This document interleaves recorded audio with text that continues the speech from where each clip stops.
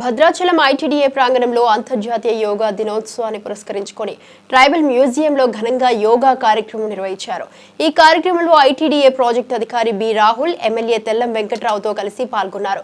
యోగా గురువు గుమలాపురం సత్యనారాయణ నేతృత్వంలో గిరిజన ఆశ్రమ పాఠశాలల విద్యార్థులు, అధికారులు యోగా సాధనలో పాల్గొన్నారు. ఈ సందర్భంగా బి రాహుల్ మాట్లాడుతూ, ప్రతిరోజు యోగాసనాన్ని జీవితంలో భాగంగా చేసుకుంటే మానసిక ఒత్తిడి తగ్గి, మెదడు క్రియాశీలత పెరిగి, రోగనిరోధక శక్తి పెరిగి శరీరానికి ఆరోగ్యకరమైన మార్గం అవుతుందన్నారు.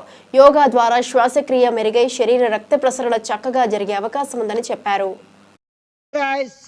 Full deep breath and breath out. Inhale and exhale. శ్వాస మీద ధ్యాసించాలి. స్టార్ట్.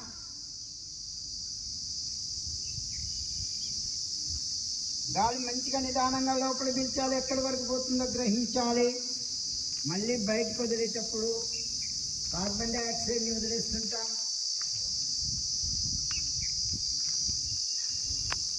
విద్యార్థులైన వారు ఈ ధ్యానం చేసుకోవాలి. అప్పుడు దాని ద్వారా మీకు జ్ఞాపక శక్తి పెరుగుతుంది. ఆ యొక్క ధ్యానంలో విద్యార్థులైన వాళ్ళు ఆపోజిట్ వర్డ్స్ ఇవన్నీ జ్ఞాపకలోకి తీసుకొచ్చుకోవాలి. అదేవిధంగా ఇంగ్లీష్